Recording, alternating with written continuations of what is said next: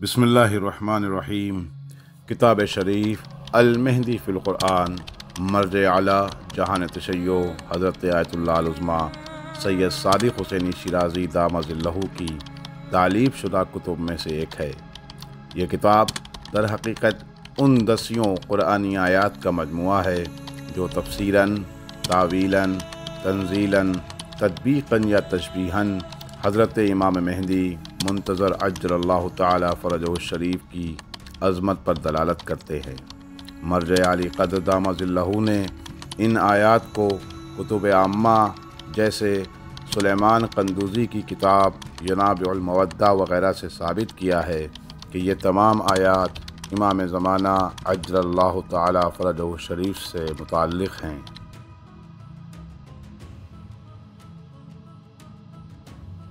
अऊज़ु बिल्लाहि मिनश्शैतानिर्रजीम बिस्मिल्लाहिर्रहमानिर्रहीम अल्हम्दुलिल्लाहि रब्बिल आलमीन व सल्लल्लाहु अला मुहम्मदिन व आलिहि अत्ताहिरीन वल्लअनु अला अअदाइहिम अजमईन इला यौमिद्दीन। अम्मा बअदु फ़क़द क़ाल अल्लाहु तबारक व तआला फ़िल क़ुरआनिल करीम बिस्मिल्लाहिर्रहमानिर्रहीम अलिफ लाम मीम ज़ालिकल किताबु ला रैब फ़ीहि हुदन लिलमुत्तक़ीन अल्लज़ीना युमिनून बिल ग़ैब। नाज़रीन किराम, अस्सलामु अलैकुम व रहमतुल्लाहि व बरकातुहू। ये मुसलसल यानी ये सीरीज़ के जो 8-8 मिनट के एपिसोड्स के ऊपर मुश्तमिल रहेगी। इंशाअल्लाह इसके अंदर गुफ्तगू की जाएगी क़ुरआन करीम की उन आयात के बारे में कि जो हज़रत इमाम ज़माना अलैहिस्सलातु वस्सलाम व अज्जलल्लाहु फ़रजहु शरीफ की शान में नाजिल हुई हैं, या उनकी तफ़सीर इमाम ज़माना अलैहिस्सलाम से की गई है, या उनकी जो तावील है वो इमाम ज़माना अलैहिस्सलातु वस्सलाम के हवाले से की गई है। और इन तमाम जलसात में जो मरकज़ रहेगा, जो तमरकुज़ रहेगा, जो किताब है, वो किताब का नाम है अल-मेहदी फ़िल क़ुरआन, कि जो आयतुल्लाह अल-उज़्मा सैयद सादिक़ हुसैनी शिराज़ी साहब ने लिखी है। आज से तकरीबन 55 साल पहले इस किताब की उन्होंने तालीफ़ फरमाई। और इसके अंदर आपने उन आयात को जमा किया है कि जिनकी तफ़सीर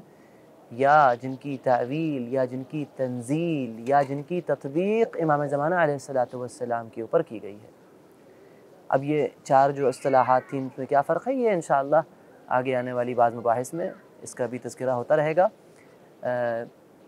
तो उन्होंने उनकी कोशिश ये रही है इस किताब में कि उन्होंने सिर्फ़ इन रिवायात को,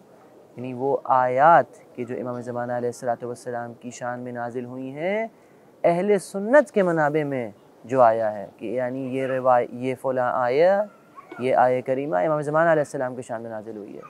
या फ़लाँ सूरह की फ़लाँ आयत ये इमाम ज़माना अलैहिस्सलाम के शान में नाजिल हुई है, तो ये उन्होंने अहले सुन्नत हज़रात की किताबों से नक़ल किया है,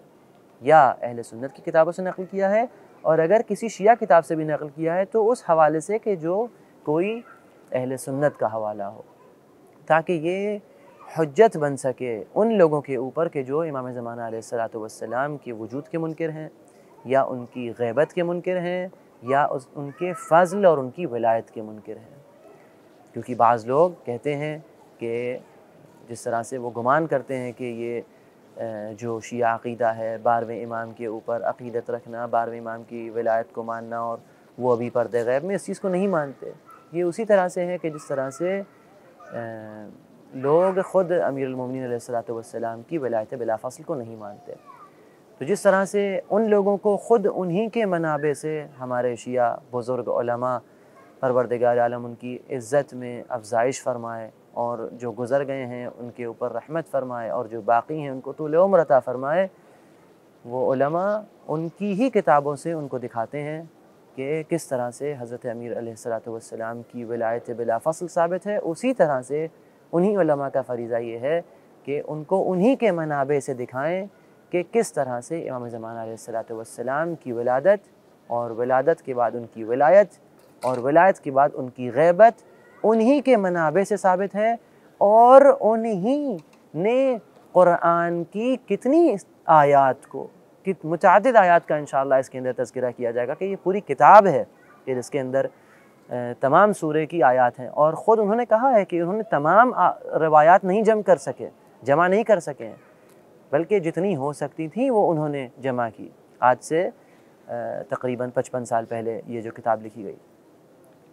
تو یہ انہی کے منابع سے دکھایا جائے گا کہ کس طرح سے امام زمانہ علیہ الصلوۃ والسلام کا تذکرہ قرآن کے اندر موجود ہے، جس طرح سے مولا کائنات علیہ الصلوۃ والسلام کا تذکرہ قرآن کے اندر موجود ہے. اور متعدد آیات کے سائے میں یہ پتہ چلتا ہے کہ یہ آیت، اس کا مصداق امام مولا امیر المومنین علیہ الصلوۃ والسلام کے علاوہ کوئی نہیں ہو سکتا.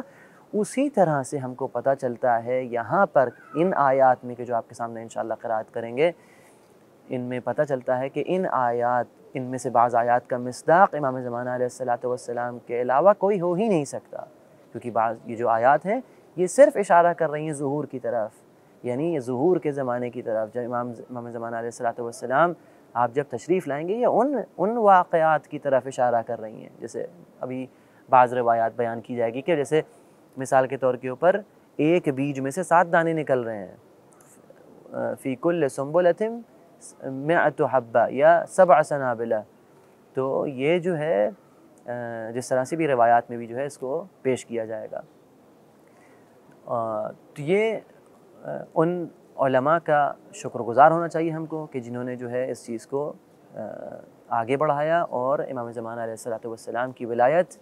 اور ان کی غیبت کے زمانے میں ان کی امامت کی ترویج کی. کیونکہ رسول اکرم کی صلی اللہ علیہ وآلہ وسلم آپ سے متواتر حدیث ہے کہ جو شیعہ منابع میں اور جو اہل سنت منابع میں دونوں میں روایت ملتی ہے کہ رسول اکرم فرماتے ہیں من مات ولم یعرف امام زمانہ مات میتۃ جاہلیہ، کہ جو مر گیا اور اس نے اپنے زمانے کے امام کو نہیں پہچانا تو وہ کفر کی موت مرا ہے. میں گزشتہ پروگرام میں بھی اس بات کو عرض کر چکا ہوں، اور جب اس روایت کو پڑھتا ہوں اس بات کو ضرور عرض کرتا ہوں کہ یہاں پر جاہلیت سے مراد کفر ہے، جاہلیت سے مراد لا علمی نہیں ہے. اور یہ خود امام صادق علیہ الصلوۃ والسلام کا قول ہے کہ جب راوی نے سوال کیا تو امام نے فرمایا جاہلیت یعنی ای کفر و نفاق و ضلال. جاہلیت کا مطلب ہے کفر، جاہلیت کا مطلب ہے نفاق و گمراہی، منافقت. تو منافقت کی موت مرے گا، گمراہی کی موت مرے گا، کفر کی موت مرے گا، یعنی گویا یہ کہ اسلام آنے سے پہلے وہ مر گیا ہے. تو اس لیے اہم ہے کہ امام زمانہ علیہ الصلوۃ والسلام کی معرفت حاصل کی جائے اور قرآن سے ان کی معرفت کو حاصل کیا جائے، کیونکہ یہ قرآن سے معرفت حاصل کرنا یہ اور زیادہ انسان کے ایمان کو جو ہے وہ تاکید اس کو بخشتا ہے، اور زیادہ انسان کا جو ایمان ہوتا ہے وہ راسخ ہوتا ہے. تو خاص طور سے یہ روایات کی جو آپ کے سامنے قرأت کریں گے اس کتاب سے، یہ روایات وہ ہیں کہ جو امام زمانہ علیہ الصلوۃ والسلام کی شان میں آیات آئی ہیں ان کو بیان کر رہی ہیں یہ روایات، اور یہ اہل سنت کے منابع میں سے. لیکن اسی کے ساتھ ساتھ ایسی بھی روایات آپ حضرات کی خدمت میں پیش کریں گے کہ جو شیعوں کے منابع میں ہیں، جو شیعوں کی کتابوں میں ہیں، اور جو امام صادق علیہ الصلوۃ والسلام یا دوسرے ائمہ ہدیٰ علیہم السلام کی زبان پر جاری ہوئی ہیں، کہ جن کے اندر اور زیادہ تاثیر ہوگی، کہ جو اور زیادہ مؤثر ہوں گی ہم لوگوں کے ایمان میں، اور اس میں کہ اس غیبت کے پرآشوب زمانے میں ہم امام زمانہ علیہ الصلوۃ والسلام کی امامت کے اوپر باقی رہیں. یہ سب سے اہم چیز ہے. جس طرح سے یہ اہل سنت حضرات کے لیے ایک حجت ہے، حجت ہے ان لوگوں کے لیے کہ جو مذہب حقہ، مذہب تشیع کی طرف متمائل نہیں ہیں یا متمائل ہیں لیکن اس مذہب کو اختیار نہیں کیے، ان کے لیے حجت ہے کہ قرآن میں کتنی آیات میں امام زمانہ علیہ الصلوۃ والسلام کا کس طرح سے تذکرہ ہے کہ جو خود ان کے علماء نے اقرار کیا. اسی طرح سے یہ جو مباحث ہوں گی یہ مفید ہوں گی ان کے لیے کہ جو خود مذہب تشیع کے اندر ہیں اور 12 اماموں کے اوپر ایمان رکھتے ہیں. وہ دیکھیں گے کہ کس طرح سے ان کے ائمہ طاہرین علیہم السلام نے کتنی آیات کو، وہ آیات کی جو روز وہ تلاوت کرتے رہتے ہیں، ان کو امام زمانہ علیہ الصلوۃ والسلام کی شان میں نازل ہوتے ہوئے بتایا ہے. انشاءاللہ اس کا جو گفتگو ہے وہ اگلے جلسے سے شروع کی جائے گی. ھذا وصلی اللہ علی محمد وآلہ الطاہرین.